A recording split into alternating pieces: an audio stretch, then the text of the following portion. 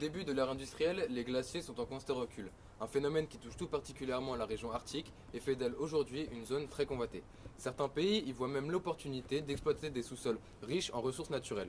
Ils semblent prêts à faire appel à des techniques polluantes et qui poussent les populations locales à la migration. Se posent alors plusieurs questions. Premièrement, qu'est-ce que le terme arctique recouvre précisément? Quelles ressources renferme-t-il? Et enfin, qu'est-ce que la recherche du profit risque-t-elle d'engendrer dans les années futures? L'Arctique est la région entourant le pôle Nord, à l'intérieur et aux abords du cercle polaire arctique. Il en existe plusieurs définitions. La plus courante est donnée par le cercle polaire arctique, où, lors des solstices, il fait jour ou nuit pendant 24 heures. D'autres définitions s'appuient sur des données climatiques, comme la courbe isotherme des 10 degrés au mois de juillet. Elle marque la limite au-delà de laquelle les arbres ne poussent plus. L'Arctique se compose de terre gelée, l'inland 6, et d'un océan gelé, la banquise. 8 pays se partagent cette zone: le Canada, les États-Unis, la Russie, la Finlande, la Suède, la Norvège, l'Islande et le Danemark. Parmi ces pays, la fonte de la banquise ne fait pas que des inquiets. Plusieurs États, groupes pétroliers ou miniers sont à la manœuvre pour intensifier l'exploitation des sous-sols. L'article renfermerait en effet 13% des ressources mondiales non découvertes de pétrole et 30% de celles de gaz naturel principalement situées en Russie et en Alaska. La région dispose également de gisements de diamants, d'or, de fer, de nickel et autres métaux rares. Il existe déjà des projets d'exploitation de mines d'uranium et de terres rares au Canada et au Groenland. Alors, qui dit exploitation accrue dit augmentation des transports. Est-ce envisageable dans cette région où les conditions de navigation sont particulièrement difficiles? Une route maritime existe. Elle est franchie pour la première fois en 1878.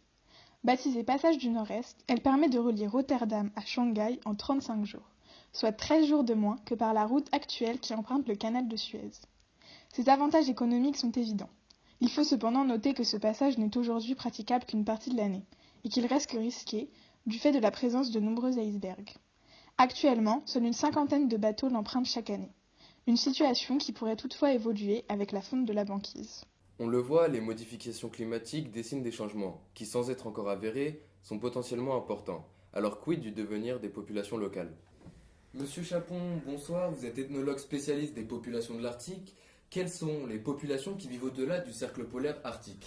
Alors pour ma part, moi je m'intéresse aux populations russes des Yakoutes et des Komet qui représentent environ 800 000 personnes. Et quels changements avez-vous observés dans leur mode de vie? Les progrès techniques ont vraiment profondément modifié leurs activités traditionnelles. Par exemple, la motoneige a remplacé le traîneau. D'autre part, le réchauffement climatique pousse le gibier à se concentrer dans certaines zones où chasseurs et pêcheurs deviennent trop nombreux. Ils sont donc tentés par une sédentarisation et par une diversification de leurs activités. Et quels sont les problèmes posés par cette sédentarisation? Les autochtones se fondent dans la masse des villes et ils ne représentent plus que 10% de leur population. Leur culture est en train de disparaître, notamment leur langue. Monsieur Makarov, vous êtes le deuxième invité ce soir, bonsoir. Vous êtes historien spécialiste des questions internationales.